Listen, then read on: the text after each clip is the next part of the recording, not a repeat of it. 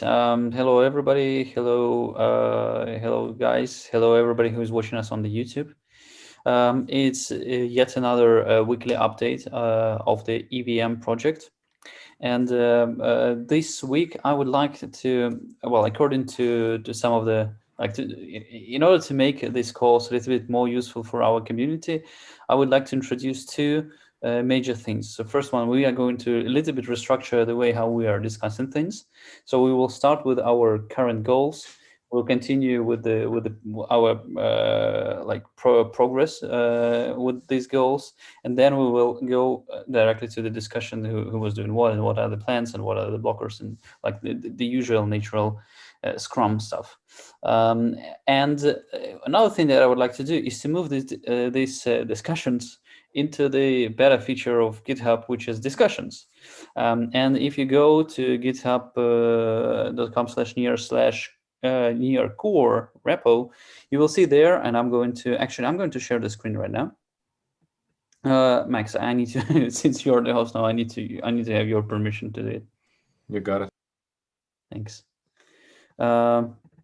Yeah, so you can see right here that in the near core repo there is a thing at discussions. So this is a beta function. It is not available everywhere, but here it is here, and I've already created the EVM category. We're going to put the information there. So discussions are good because people can comment on different things there. So for example, we can go here and see that Vlad is already using this in order to fill in some information. People can react. This particular discussion is not that intense, but some others are. So the community, the hypothesis is that community supports this. So let's try it. If it is because of some reason it's not working for us, though I believe this is a great way how to structure this stuff. Then we will come back to our old-fashioned thing, filling in the information into one markdown file into the community repo. So let's continue, and let's start with the current goal. Obviously, everyone knows that our current goal is to do the beta net release of the EVM support. So and yeah, what's the status on this? Eugene, are you able to comment at what point we are? At EVM release, we currently merge most of the changes that we need for the release into the branch, but we trigger some weird CI bugs around features conflicts. So one of them is around nightly protocol, and with RPC test, we basically hit two conflicting features. So one pass saying it's not nightly protocol, another pass saying it is nightly protocol, and the version is like 42, and that's why it conflicts. Okay, It's so probably because we added something into workspace of cargo tunnel, so we need to investigate this and debug why this is happening. okay, great.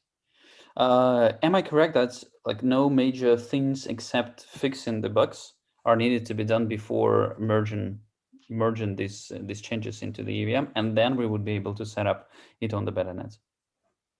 Well, merging to master essentially. So Yeah, merging to beyond master. this, well, we'll need to merge a temporary fix for meta transactions, so potentially just completely disabling them before merging them, because it has an overflow and bow branch is not fully complete to be merged. It needs some cleanup. Okay. Then we need to prevent creation of a new EVM accounts, and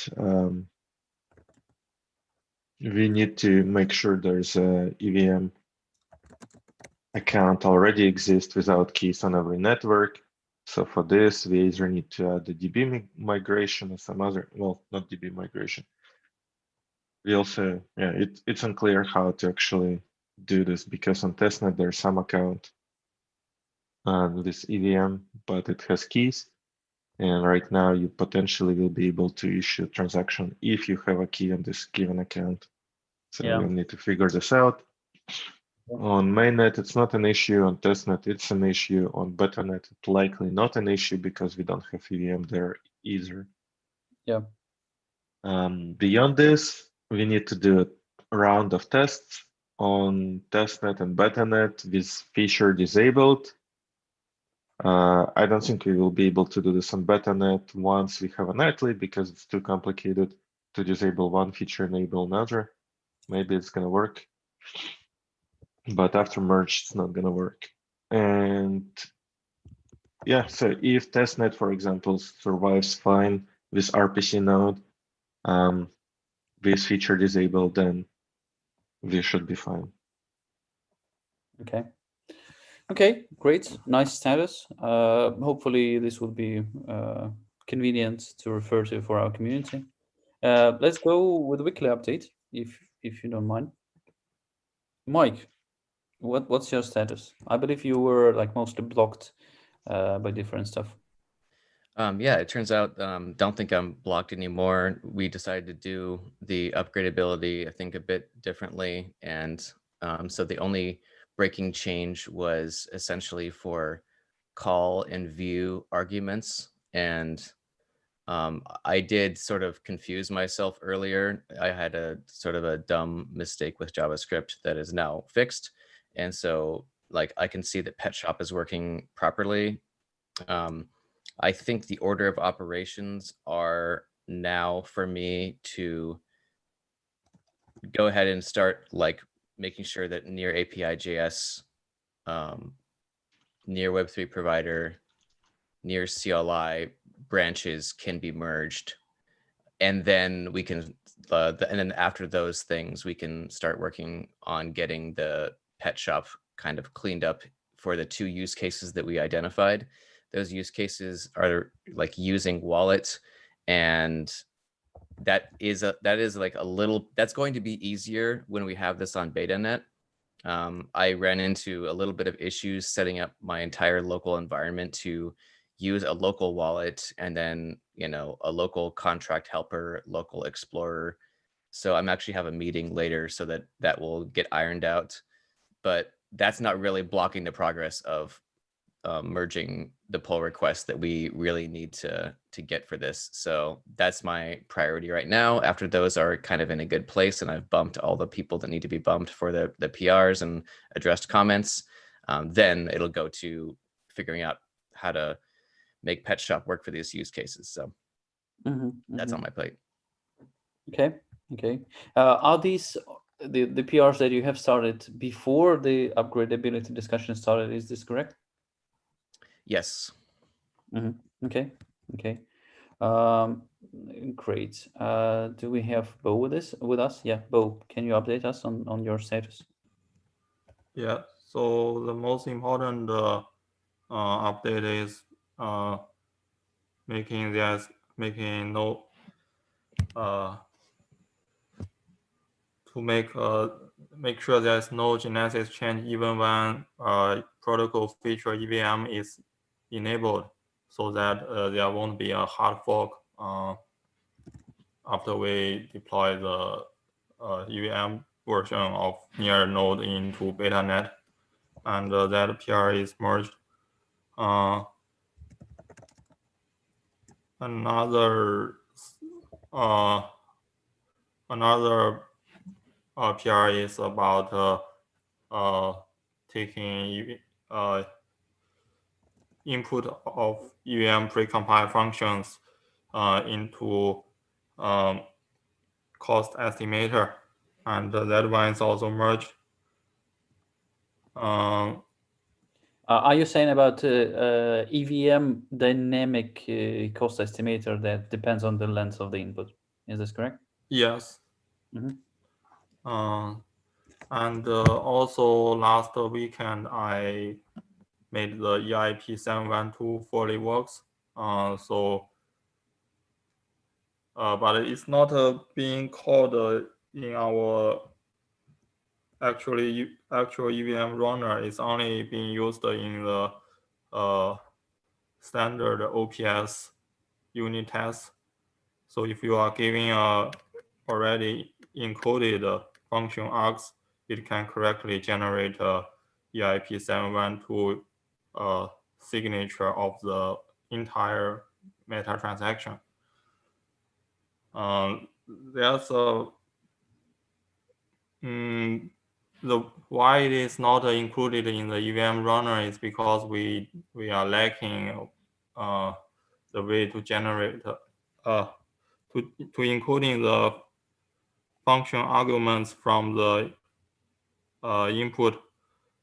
So the given input is like in a LP encoding, and we need to deserialize that before we can passing this to the working EIP 712 encoding function for the entire meta transaction. Mm-hmm.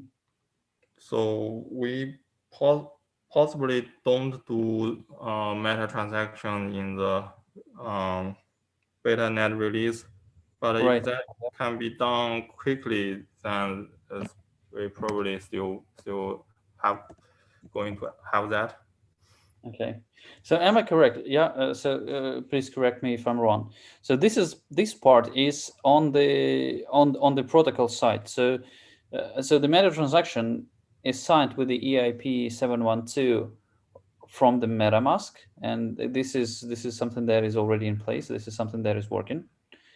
Because of the MetaMask is supporting this feature, and now we need to decode this stuff, and this is what you're talking about. That for now it is not yet implemented, so that's why we need to have a quick fix that Eugen was mentioning, and then implement it a little bit later. Is this correct? Mostly correct, but the decoding I had already fixed it. So okay, only about the encoding EIP 712, that's missing the function arguments encoding. If you're only talking about decoding, I think we can merge one of my PR and that already have like EIP 712 decoding and the EC recovery part fixed. okay, but why do we need encoding in this format on the protocol side? I'm also not sure of this question if we need it in protocol side or not. If we only need it in like the Web3 provider and the MetaMask, then we are probably done with this. The only use case we had now in the protocol side or in Rust side I'm seeing is the writing tests and the test utilities. Okay, fair enough. Eugen, do we have any other utility for this, or rather than tests? To test EP, what, 720 or like 712 or what? Yeah. I mean, MetaMask itself is supposed to be generating this part.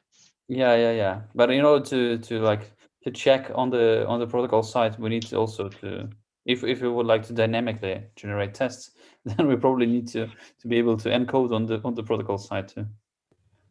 Well, there's no reason for doing this, because if you encode on the protocol side, then it's not really like exactly the same as verifying the original. Sure. Okay, let's figure out this maybe during the next week. Maybe we will not just implement this, and maybe we do not need to have, since the coding part is implemented, maybe we do not need to do the fix for the meta transactions. Okay, Bo, are you finished with your update? Yeah. Okay, great. Arthur, can you shed some light on the upgrade of the EVM? Sure thing. So this was a strange week. I began working on the upgrade, continuing from last week when we upgraded to 268, and then we got a curveball thrown at us.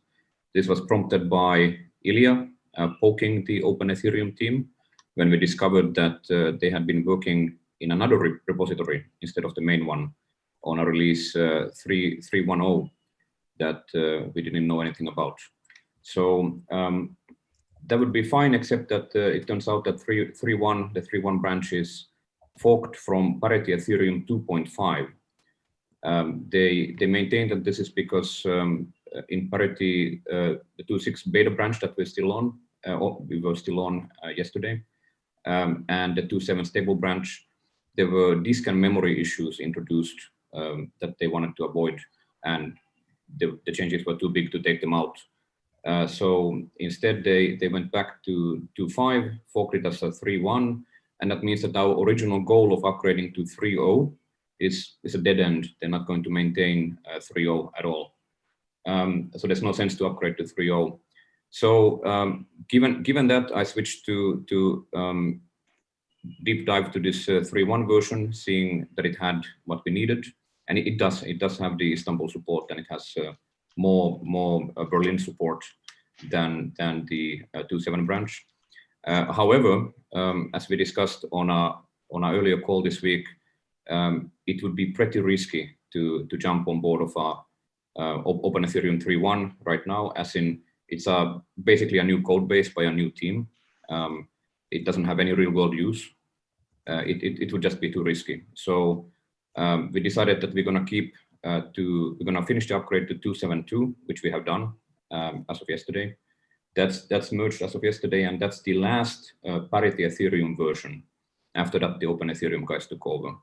And that's given that it's the last release of Parity, it's a fairly widely used. I don't know the percentages. I meant to look them up, but forgot. But certainly there's a lot of real world deployment of it, and it's the best option right now. We'll have to consider very soon, as in probably the January timeframe, what we're going to do.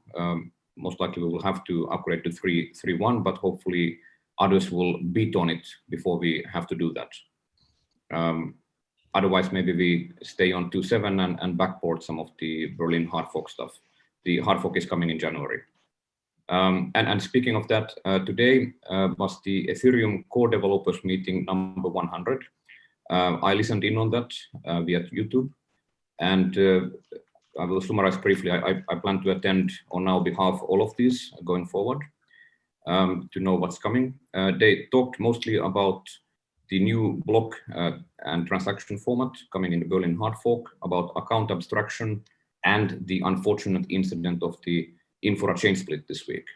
So there wasn't too much relevant detail on this call for us. There was more on the previous call. The Open Ethereum team did report in, and they did say that they are basically ready for YOLO V2, the ephemeral testnet. So that's about the EVM.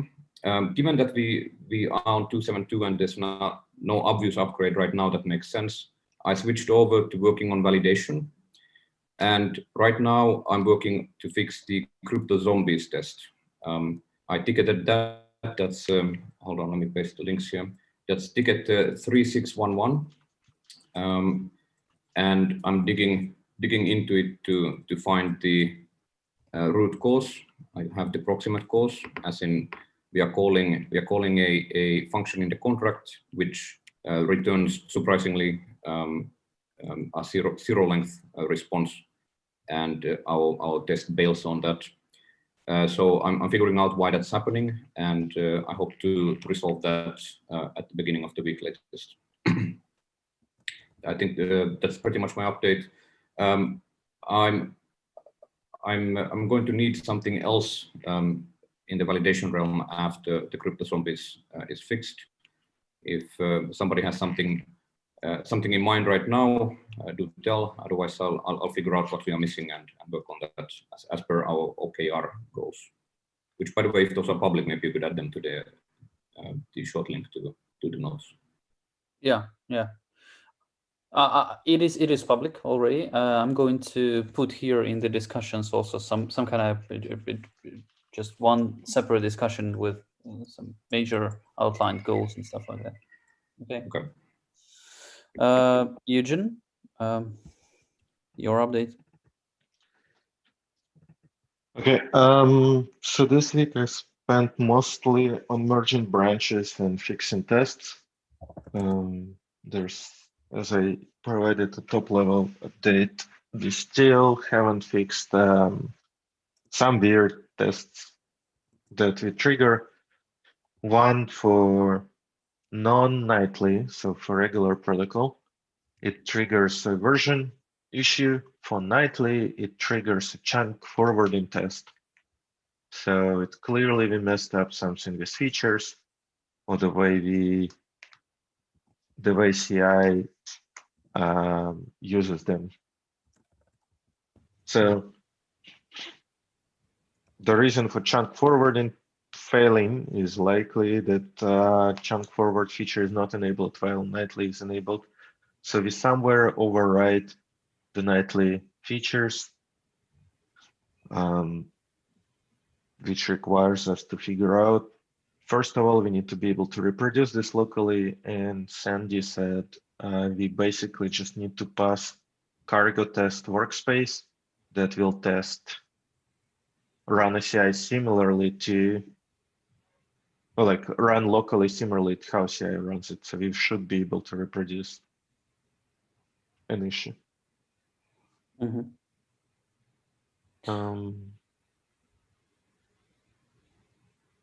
Then I did wrap param estimator into features, which might be a mistake because probably we don't care, but it's still cleaner to have a separate param estimator. And What does that mean, param estimator? so that for EVM, we added some changes to estimate gas in the config in param estimator. It was not guarded by features internally. So the param estimator expected the feature to be on by default, which is probably okay because it's not part of master, but it might start to affect the rest of the stuff if you run it and don't expect EVM to be there. It just, I separated it slightly and made it a little cleaner.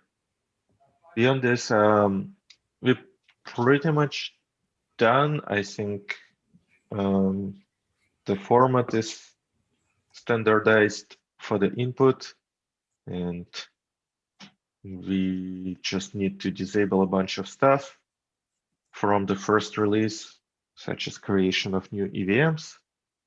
Then we need a validation in Genesis to check that the EVM account exists and doesn't have access keys. And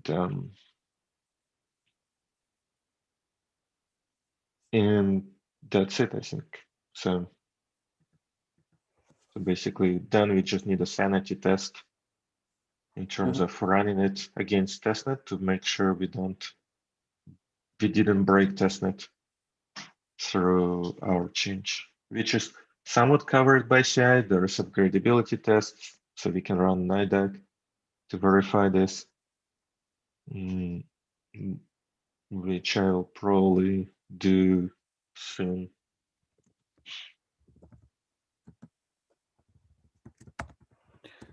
Okay.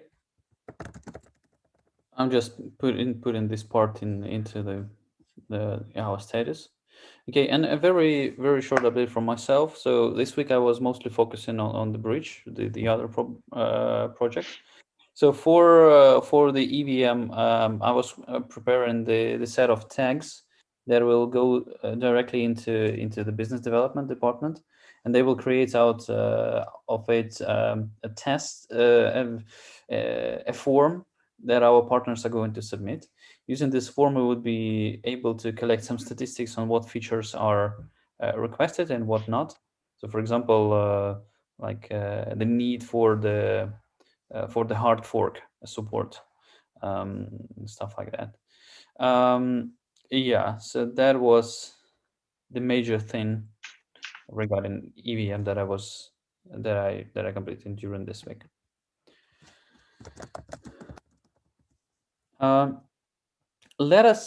Let me take a look at the YouTube channel. So potentially we have some people who are watching us, and asking questions, but nobody is here. Okay, no problem. Hopefully someone will ask questions in this discussion. So Do we announce these sessions somewhere?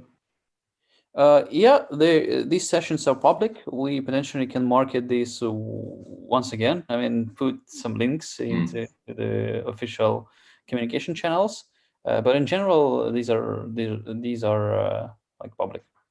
So we're not. Well, sure, but do people stumble onto them, or should we? That's a good question. Yeah, I mean, I could tweet a link, for example, every week before we begin, and others as well. Yeah. So what we should do, like every TL and Alex Rushenko should learn how to use Restream, which automatically will broadcast it not only on our YouTube channel but on our Twitter, and there people have better chances to notice it. And then we should also communicate with marketing and Danny on whether they want to like maybe have a scheduled link in advance so that they can market it, and not just like have a 5-second ahead of time notification. Yeah, so there is a lot of work to be done on engagement. That's for sure. Sure. Okay, let me work with Ash on this. Maybe they will, and marketing team, maybe they will come up with a good solution for this. Okay, any other questions to be discussed here? No, only if somebody had something in mind for what would be the next priority for validation after crypto zombies works again. Yeah, I believe Eugene is going to come up with a task and say to you. Okay. It's still we can do like more tests for like sanity and like hitting like more complicated parts. We also haven't tested precompiles, so if you can like find tests that do every precompile, then it will be that awesome. might be a good one. Yeah, that might be a good one. There's a long list of them by now in Istanbul, so yeah, I can get on that.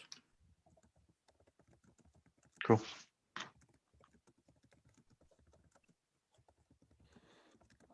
Okay, thanks everyone. Yeah.